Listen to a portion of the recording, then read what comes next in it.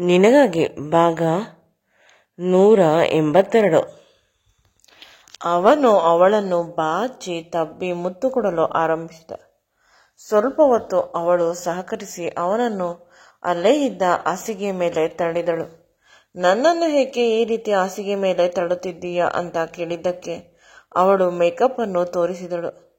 ನಾನು ನನ್ನ ಮಾವನ ಮನೆಗೆ ಹೋಗುತ್ತಿದ್ದೇನೆ, ನೀನು ನೋಡಿದರೆ ಹೇಗೆ? ಪುನಃ ಅವನಿಗೆ ಒಂದು ರೀತಿ ನಿರಾಶೆ ಕಾಡಿತು.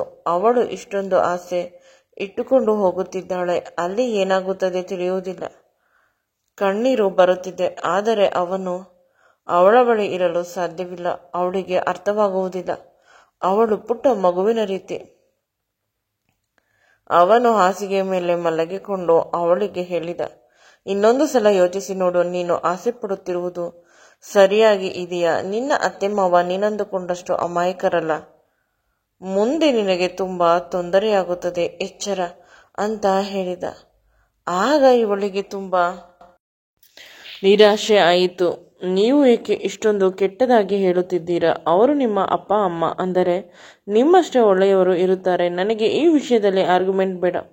ಪದೇ ಪದೇ ಅವನು ಹೇಳುತ್ತಿದ್ದಾನೆ, ನೀನಂದುಕೊಂಡಷ್ಟು ಅಮಾಯಕರಲ್ಲ, ಅವರು ತುಂಬಾ ಕೆಟ್ಟವರು. ಅವರಿಗೆ ಅಂತ ಏನೋ ಹೇಳಲು ಬಾಯಿ ತೆಗೆದಾಗ ಅವಳು ಅವನ ಬಾಯಿಯನ್ನು ತನ್ನ ಕೈಯಿಂದ ಮುಚ್ಚಿದಳು.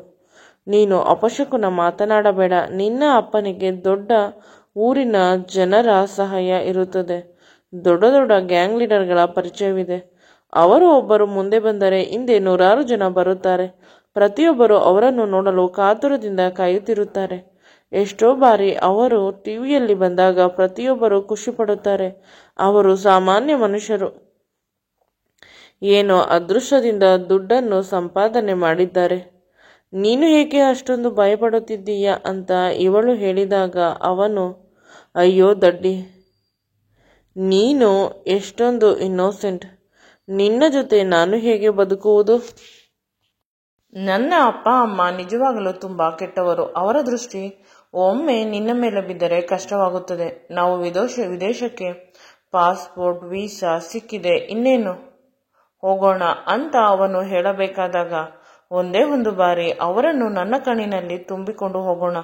ದೂರದಿಂದಲೇ ನೋಡುವೆ, ಫೋಟೋದಲ್ಲಿ ನೋಡುವೆ. ಯಾವುದೇ ಕಾರಣಕ್ಕೂ ಅವರ ಮನೆಗೆ ಕರೆದುಕೊಂಡು ಹೋಗುವುದಿಲ್ಲ. ಅವರು ನಿನಗೆ ಏನಾದರೂ ಹೆಚ್ಚು ಕಡಿಮೆ ಮಾಡಿಬಿಟ್ಟರೆ, ನಾನು ಚಿಕ್ಕಂದಿನಲ್ಲಿ ಇದ್ದಾಗ ಅಂತ ಅವನು ಏನೋ ಹೇಳಲು ಹೋದಾಗ ಸ್ವಲ್ಪ ಎಮೋಷನಲ್ ಆದ. ಅವನು ಕೂಡ ಒಂದು ರೀತಿ ಮೃದುವಾದ ಕೋಪ ಮಾಡುತ್ತಿದ್ದೀಯಾ? ಏನಾಯಿತು ಅಂತ ಅವಳು ಪದೇ ಪದೇ ಕೇಳುತ್ತಿದ್ದಾಳೆ. ಈ ವಿಷಯವನ್ನು ಕೇಳಿದರೆ ನಿನಗೆ ತುಂಬಾ ನೋವಾಗುತ್ತದೆ. ಹಳೆ ವಿಷಯ ಆಗಿದ್ದು ಬಿಟ್ಟು ಬಿಡು. ನಂತರ ನನ್ನ ಅಪ್ಪ ಅಮ್ಮನನ್ನು ನೀನು ದ್ವೇಷ ಮಾಡುತ್ತಿದ್ದೀಯಾ ಅಂತ ಅವನು ಹೇಳಿದ.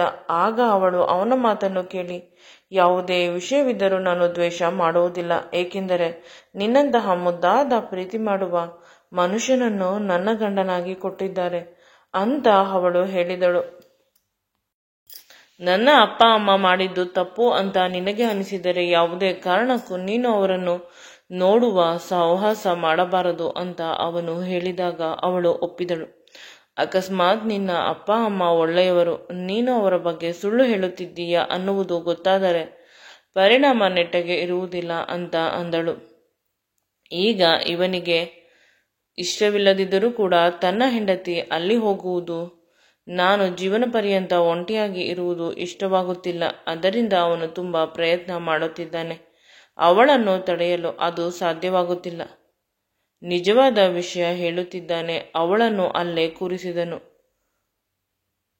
ಅವನು ಕೆಳಗೆ ಕುಳಿತುಕೊಂಡು ಅವಳ ಕೈಯನ್ನು ಹಿಡಿದ. ಈ ವಿಷಯವನ್ನು ಸರಿಯಾಗಿ ಕೇಳು, ತುಂಬಾ ಬೇಸರ ಮಾಡಿಕೊಳ್ಳಬೇಡ. ನಾನು ಚಿಕ್ಕವನಿದ್ದಾಗ ನನ್ನ ಅಮ್ಮ ನನ್ನನ್ನು ತುಂಬಾ ಪ್ರೀತಿ ಮಾಡುತ್ತಿದ್ದಳು. ಅಮ್ಮನಿಗಿಂತ ಹೆಚ್ಚಿಗೆ ನನ್ನ ಅತ್ತೆ ಉಷಾ ಅಂತ ಅವಳ ಹೆಸರು ನನಗೆ ತುಂಬಾ ಪರಿಚಿತ, ಏಕೆಂದರೆ ಅವಳು ನಾನು ಚಿಕ್ಕವನಾಗಿದ್ದಾಗ ನನಗೆ ಊಟ ಮಾಡಿಸುವುದು, ಸ್ನಾನ ಮಾಡಿಸುವುದು, ನನ್ನ ಹಾರೈಕೆ. ನಾನು ಸ್ಕೂಲಿಂದ ಬಂದ ತಕ್ಷಣ ನನಗೆ ಮುಖ ತೊಳಿಸಿ ಸ್ನ್ಯಾಕ್ಸ್ ತಿನ್ನಿಸುವುದು. ಈ ವಿಷಯ ಈಗ ಏಕೆ ಹೇಳುತ್ತಿದ್ದೀಯಾ ನನ್ನ ಹತ್ತಿರ? ಅಂದರೆ ನನ್ನ ಅಪ್ಪನಿಗೆ ಪ್ರಾಣ. ಅವಳು ಒಂದು ಮಾತು ಹೇಳಿದರೆ ಇಡೀ ಊರಿಗೆ ಊಟ ಹಾಕಿಸುತ್ತಿದ್ದ. ತುಂಬಾ ಕಂಜೂಸಾದ ಅಪ್ಪ. ಅವಳು ಕೇಳಿದರೆ ಲಕ್ಷಗಟ್ಟಲೆ ದುಡ್ಡು ಕೊಡುತ್ತಿದ್ದ. ಆಗಿನ ಕಾಲದಲ್ಲಿ ಅಷ್ಟು ಪ್ರೀತಿ ಮಾಡುತ್ತಿದ್ದ. ಒಮ್ಮೊಮ್ಮೆ ಅಮ್ಮ ಕೂಡ ಬೇಸರ ಮಾಡಿಕೊಳ್ಳುತ್ತಿದ್ದಳು. ತಂಗಿಯನ್ನು ಎಷ್ಟು ಪ್ರೀತಿ ಮಾಡಿದ್ದರೆ ತಂಗಿ ಜೊತೆ ಇರಬಹುದು ಅಲ್ಲವೇ? ನನ್ನಿಂದ ಅವಳ ಜೊತೆ ಏಕೆ ನಿಮಗೆ ಸಂಬಂಧ? ನನ್ನನ್ನು ಮರೆತು ಬಿಡಿ ಅಂತ ಮನೆ ಬಿಟ್ಟು ತುಂಬಾ ಸಲ ಹೋಗಿದ್ದಳು. ಆದರೆ ಅವಳು ಎಷ್ಟು ಸಲ ಮನೆ ಬಿಟ್ಟು ಹೋದರೂ ಕೂಡ ಅತ್ತೆ ಅಮ್ಮನನ್ನು ಕರೆದುಕೊಂಡು ಬರುತ್ತಿದ್ದಳು. ಸ್ವಲ್ಪ ದಿನ ಆರಾಮವಾಗಿ ಇದ್ದು ಬಿಡಿ. ನೀವು ಹೇಗೆ ಇಷ್ಟೊಂದು ಕಷ್ಟ ಪಡುತ್ತಿದ್ದೀರಾ? ನಾನು ಮದುವೆಯಾಗಿ ಹೋದ ಮೇಲೆ ನೀವು ಅಣ್ಣ ಇಬ್ಬರೇ ಅಲ್ಲವೇ ಇರುವುದು? ನಿಮ್ಮ ಮಕ್ಕಳ ಜೊತೆ ನಾನು ನಿಮಗೆ ನಾದಿನಿ. ಅತ್ತಿಗೆ ಆರಾಮವಾಗಿ ಇರಿ. ನಾನೆಂದೂ ಕೂಡ ನಿಮ್ಮ ಮತ್ತು ಅಣ್ಣನ ಮಧ್ಯೆ ಬಂದು ತೊಂದರೆ ಮಾಡುವುದಿಲ್ಲ ಅಂತ ಒಳ್ಳೆಯ ಮಾತುಗಳನ್ನು ಆಡಿ ಕರೆದುಕೊಂಡು ಹೋಗುತ್ತಿದ್ದಳು. ಅಮ್ಮನನ್ನು ಅವರ ಅಪ್ಪನ ಮನೆಯಿಂದ ಅಮ್ಮ ಕೂಡ ಮುಜುಗರದಿಂದ ಬರುತ್ತಿದ್ದಳು. ಏಕೆಂದರೆ ಅವಳಿಗೂ ಗೊತ್ತು ಅವಳು ಮಾಡಿದ್ದು ತಪ್ಪು ಅಂತ. ಯಾರೂ ಅದನ್ನು ಇಗ್ನೋರ್ ಮಾಡಲು ಸಾಧ್ಯವಿರಲಿಲ್ಲ. ನಮ್ಮ ಮನೆಯ ರಾಜಕುಮಾರಿ ನನ್ನ ಅತ್ತೆ. ಪ್ರತಿಯೊಬ್ಬರೂ ಅವಳು ಹೇಳಿದ ಹಾಗೆ ಕೇಳುತ್ತಿದ್ದರು. ಅಮ್ಮನಿಗೆ ಇದರಿಂದ ಮುಜುಗರವಾದರೂ ಸ್ವಲ್ಪ ದಿನ ಹೊರಟು ಹೋಗುತ್ತಾಳೆ ಗಂಡನ ಮನೆಗೆ ಅಂತ ಸಮಾಧಾನ ಮಾಡಿಕೊಂಡು ನಾರ್ಮಲ್ ಆಗಿ ಇರಲು ಪ್ರಯತ್ನ ಮಾಡೋರು. ಆದರೆ ಅವಳಿಗೆ ಒಂದು ಸಮಸ್ಯೆ, ಯಾವಾಗಲೂ ಇವಳು ಹೆಚ್ಚು ದಿನ ಇಲ್ಲೇ ಇದ್ದಷ್ಟು ನನಗೆ ಕಷ್ಟ ಅಂತ. ಅಮ್ಮ ಅತ್ತೆಯ ಮದುವೆಗೆ ಎಲ್ಲ ತಯಾರಿಯನ್ನು ಮಾಡಲು ಶುರು ಮಾಡಿದಳು. ಹುಡುಗನ ಮನೆಗೆ ಬರುವ ಅವಳನ್ನು ನೋಡಲು ಬರುತ್ತಿದ್ದಾನೆ. ಎಲ್ಲರೂ ಒಪ್ಪಿದರೂ ಕೂಡ ಅತ್ತೆ ಒಪ್ಪುತ್ತಿರಲಿಲ್ಲ. ಅತ್ತೆ ಯಾವ ಸಂಬಂಧವನ್ನು ತೋರಿಸಿದರೂ ಕೂಡ ನನಗೆ ಈ ಹುಡುಗ ಬೇಡ, ಈಗ ಮದುವೆ ಬೇಡ ಅಂತ ಏನಾದರೂ ವಿಷಯ ಹೇಳಿ ತಪ್ಪಿಸಿಕೊಳ್ಳುತ್ತಿದ್ದಳು. ಅಪ್ಪ ಅವಳ ಮಾತನ್ನು ಕೇಳುತ್ತಾ ಇದ್ದಿದ್ದರಿಂದ ಅಪ್ಪನೂ ಕೂಡ ನನ್ನ ತಂಗಿಗೆ ಇಷ್ಟವಾದ ಹುಡುಗ ಸಿಗುವವರೆಗೂ ಹುಡುಗನನ್ನು ನೋಡೋಣ ಅಂತ ಸುಮ್ಮನಿದ್ದರು. ಆದರೆ ಅಲ್ಲೇ ಎಡವಟ್ಟು ಆಗಿತ್ತು. ಅಪ್ಪ ತುಂಬ ಒಳ್ಳೆಯವರಾದರೂ ಕೂಡ ಅಮ್ಮ ಅತ್ತೆಯ ಪಾಲಿಗೆ ವಿಲನ್ ಆದರು. ಅವಳ ಬದುಕನ್ನು ಹಾಳು ಮಾಡಲು ಸಂಚು ಹಾಕಿದರು. ಎಷ್ಟು ದೊಡ್ಡ ಸಂಚೆಂದರೆ ಅದು ಯಾರು ಊಹಿಸಲು ಕೂಡ ಸಾಧ್ಯವಾಗಲಿಲ್ಲ. ಅಮ್ಮ ತನ್ನ ತಮ್ಮನ ಜೊತೆ ಅತ್ತೆಯ ಮದುವೆ ಮಾಡಲು ತಯಾರಿ ಮಾಡಿದಳು. ಅಪ್ಪನ ಒಪ್ಪಿಗೆ ಇಲ್ಲದೆ ಅಪ್ಪನಿಗೆ ಗೊತ್ತಾಗಿ ಅಮ್ಮನಿಗೆ ಚೆನ್ನಾಗಿ ಹೊಡೆದರು. ಏಕೆಂದರೆ ಅಮ್ಮನ ತುಂಬಾ ಕೆಟ್ಟವನು. ಅವನು ತುಂಬಾ ಹುಡುಗಿಯರ ಸಹವಾಸವನ್ನು ಮಾಡಿದ್ದಾನೆ. ಕುಡಿಯುವುದೆಂದರೆ ಅವನಿಗೆ ತುಂಬಾ ಇಷ್ಟ. ಅವನು ಮಾಡಿದ ತಪ್ಪು ಇಷ್ಟೇ ಅಲ್ಲ, ತುಂಬಾ ಜನ ಹುಡುಗಿಯರ ಜೊತೆ ಸಂಬಂಧವಿದೆ. ಒಂದು ರೀತಿ ಪರೋಡಿ.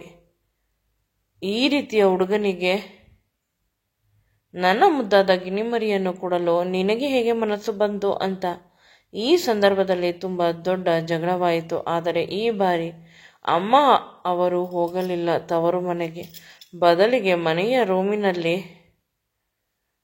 ಇರುತ್ತಿದ್ದರು. ನಾನು ಮತ್ತು ಅತ್ತೆ ಅವಳನ್ನು ಸಮಾಧಾನ ಮಾಡಿದರೂ ಕೂಡ ಸಮಾಧಾನವಾಗುತ್ತಿರಲಿಲ್ಲ. ಈಗಲೂ ಕೂಡ ಅವಳ ಮನಸ್ಸಿನಲ್ಲಿ ಒಂದು ಆಲೋಚನೆ ಇತ್ತು. ಹೇಗಾದರೂ ಮಾಡಿ ನನ್ನ ಅತ್ತೆ ಉಷಾಳನ್ನು ಈ ಮನೆಯಿಂದ ಹೊರಗೆ ಕಳಿಸಬೇಕು. ಅವಳಿಗೆ ತುಂಬ ತೊಂದರೆ ಆಗಬೇಕು. ಅವಳು ಖುಷಿಯಾಗಿದ್ದರೆ ನನಗೆ ಕಷ್ಟವಾಗುತ್ತದೆ ಅಂತ. ನಾಳೆ ಸರಿ ಹೋಗುತ್ತದೆ. ನಂತರ ಅವಳು ಕೂಡ ನನ್ನ ಕೈಯಲ್ಲಿ ಇರುತ್ತಾಳೆ.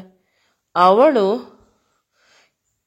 ಇಲ್ಲದೇ ಇದ್ದರೆ ನನ್ನ ಬದುಕು ಸುಂದರ ಅಂತ ಅಮ್ಮ ಕನಸು ಕಾಣುತ್ತಿದ್ದಳೇನೋ. ಆದರೆ ಅಪ್ಪ ಇದನ್ನು ಯಾವುದನ್ನು ಆಗಲು ಬಿಡಲಿಲ್ಲ. ಕೊನೆಗೆ ಒಂದು ದಿನ ಸಂಜೆ ನಾನು ಆಗ ತಾನೇ ಸ್ಕೂಲಿಂದ ಬಂದಿದ್ದೆ. ಅತ್ತೆ ಎಂದಿನಂತೆ ನನ್ನ ಕೈಯನ್ನು ಹಿಡಿದುಕೊಂಡು ಕರೆದುಕೊಂಡು ಹೋಗಲಿಲ್ಲ. ಬದಲಿಗೆ ತುಂಬ ಟೆನ್ಷನ್ನಿಂದ ನಿಂತಿದ್ದಳು. ಅವಳ ಕಣ್ಣಿಂದ ಕಣ್ಣೀರು ಬರುತ್ತಿತ್ತು. ಅವಳ ಪಕ್ಕ ಒಂದು ಸುಂದರವಾದ ಹುಡುಗ ನಿಂತಿದ್ದ. ಅಪ್ಪ ತುಂಬ ಕೋಪ ಮಾಡಿಕೊಂಡಿದ್ದರು. ಅಮ್ಮನ ಮುಖ ತುಂಬ ಸಮಾಧಾನದಿಂದ ಇತ್ತು. ಅಪ್ಪ ಹೇಳುತ್ತಿದ್ದಾರೆ, ನನಗೆ ಇಷ್ಟವಿಲ್ಲ ಈ ಸಂಬಂಧ, ನೀನು ಇವನನ್ನು ಮದುವೆಯಾಗಬೇಕಾ ಅಂತ. ಆದರೆ ಅತ್ತೆ, ಭಯದಿಂದ ಮದುವೆ ಆಗುತ್ತೇನೆ. ನೀನು ತೋರಿಸಿದ್ದ ಅತ್ತಿಗೆ ತಮ್ಮ ಬೇರೆ ಸಂಬಂಧಗಳು ತುಂಬ ಭಯವನ್ನಿಸುತ್ತದೆ ಅಂತ ಅವಳು ಈ ಸಂಬಂಧವನ್ನು ಆಯ್ಕೆ ಮಾಡಿಕೊಂಡಿದ್ದಾಳೆ. ನನಗೆ ಭಯವಾಗುತ್ತದೆ. ನಾನು ಇವರ ಜೊತೆ ಮದುವೆ ಆಗಿ ಹೋಗುತ್ತೇನೆ. ಇವರು ನನ್ನನ್ನು ಪ್ರಾಣಕ್ಕಿಂತ ಹೆಚ್ಚಾಗಿ ಪ್ರೀತಿಸುತ್ತಾರೆ. ಸಾಕು, ನನಗೆ ನಿನ್ನ ಆಸ್ತಿ ಕೂಡ ಬೇಡ. ಇನ್ನು ಎಲ್ಲ ಆಸ್ತಿಯನ್ನು ನೀನೇ ಇಟ್ಟಿಕೋ. ಅಪ್ಪ ಅಮ್ಮ ನನ್ನ ಹೆಸರಿಗೆ ಬರೆದಿರುವ ಆಸ್ತಿಯನ್ನು ಇಟ್ಟು ಉಟ್ಟ ಬಟ್ಟೆಯಲ್ಲಿ ನಾನು ಹೋಗುತ್ತೇನೆ ಅಂತ ಹೋಗಬೇಕಾದಾಗ ಸಡನ್ನಾಗಿ ಅಪ್ಪಾಜಿ ಕಿರುಚಿದರು. ಅವರ ಆಕ್ರಂದನ ಮನೆಯ ಪೂರ್ತಿ ಹಬ್ಬಿದಾಗ ಅದು ಅರ್ಥವಾಗಲಿಲ್ಲ. ಇದೇ ಮೊದಲ ಬಾರಿ ಮನೆಯಲ್ಲಿ ಇಷ್ಟು ಕೋಪದ ವಾತಾವರಣ ನಾನು ನೋಡಿದ್ದು. ಸಡನ್ ಆಗಿ ಅತ್ತೆಯ ಪ್ರೀತಿಯ ಹುಡುಗ ಕ್ಷಣ ಮಾತ್ರದಲ್ಲಿ ಸತ್ತು ಹೋದ. ಅಪ್ಪನ ಸಹಚರರು ಅವನನ್ನು ಸಾಯಿಸಿದರು ಅತ್ತೆಯ ಕಣ್ಣ ಮುಂದೆ. ಇದನ್ನು ನೋಡಿ ಅತ್ತೆ ಶಾಕ್ ಆಗಿ ಕೆಳಗೆ ಬಿದ್ದು ಹೋದರೆ ಅಪ್ಪ ಕೋಪದಿಂದ ಹೊರ ನಡೆದರು. ಅಮ್ಮ ಮನಸ್ಸಿನಿಂದ ನಗುತ್ತಿದ್ದಾಳೆ. ಇದಕ್ಕೆಲ್ಲ ಕಾರಣ ಅಮ್ಮ ಇರುತ್ತದೆ. ಮೊನ್ನೆ ಅಪ್ಪ ಬೈದರು ಅವಳ ತಮ್ಮ ಪರೋಡಿ ಅಂತ. ಅದಕ್ಕೆ ಅತ್ತೆಯ ಜೀವನವನ್ನು ಕೋಪದಿಂದ ಹಾಳು ಮಾಡುತ್ತಿದ್ದಾಳೆ. ಅಪ್ಪನ ತಲೆಗೆ ಏನೇನೋ ತುಂಬಿರಬಹುದು. ಈಗ ಅದನ್ನು ಯೋಚಿಸುವ ಶಕ್ತಿ ಇಲ್ಲ. ಅತ್ತೆ ಪ್ರಜ್ಞೆ ತಪ್ಪಿ ಕೆಳಗೆ ಬಿದ್ದಿದ್ದಾಳೆ. ನಾನು ಅವಳನ್ನು ಸಮಾಧಾನ ಮಾಡುತ್ತಿದ್ದೇನೆ. ನನ್ನ ಕಣ್ಣಿಂದ ಕಣ್ಣೀರು ಬರುತ್ತಿತ್ತು. ಆಗ ಅವಳು ಸ್ವಲ್ಪ ಎಚ್ಚರವಾದಳು. ಎಚ್ಚರವಾಗಿ ಮುಂದೆ ಸತ್ತಿದ್ದ ಅವಳ ಪ್ರಿಯಕರನನ್ನು ನೋಡಿ ಪುನಃ ಪ್ರಜ್ಞೆ ತಪ್ಪಿ ಬಿದ್ದಳು. ಆಗ ಅಮ್ಮ ಕೋಪದಿಂದ ನನ್ನನ್ನು ಎಳೆದುಕೊಂಡು ಹೋಗಿ ಅಲ್ಲೇ ಕೆಳಗೆ ಇದ್ದ ರೂಮಿನಲ್ಲಿ ಲಾಕ್ ಮಾಡಿದಳು. ಅಷ್ಟೇ. ಮುಂದೆ ಅತ್ತೆ ಏನಾದರೂ ಅವಳ ಪ್ರಿಯಕರ ನಿಜವಾಗಲೂ ಸತ್ತು ಹೋದರ ಅಪ್ಪ ಏನಕ್ಕೆ ಇದೆಲ್ಲ ಮಾಡಿದರು ಅದು ಇನ್ನೂ ಕೂಡ ನನಗೆ ಅರ್ಥವಾಗುತ್ತಿಲ್ಲ. ಅವರು ಒಂದು ಕ್ಷಣದಲ್ಲಿ ಒಬ್ಬ ಮನುಷ್ಯನ ಪ್ರಾಣವನ್ನು ಕಳೆಯಲು ಹಿಂದೆ ಮುಂದೆ ಯೋಚಿಸುವುದಿಲ್ಲ. ಅಂತಹುದರಲ್ಲಿ ನೀನು ಏಕೆ ಇಷ್ಟೊಂದು ಹಠ ಹಿಡಿಯುತ್ತಿದ್ದೀಯ ಅಂತ ಪ್ರಜ್ವಲ್ ಹೇಳಿದಾಗ ಅವಳ ಕಣ್ಣಿಂದ ಕಣ್ಣೀರು ಬರುತ್ತಿತ್ತು. ಈ ವಿಡಿಯೋ ನಿಮಗೆ ಇಷ್ಟವಾಗಿದ್ದಲ್ಲಿ ನನ್ನ ಚಾನಲನ್ನು ಲೈಕ್ ಮಾಡಿ, ಶೇರ್ ಮಾಡಿ ಮತ್ತು ಸಬ್ಸ್ಕ್ರೈಬ್ ಮಾಡಿ. Thanks for watching.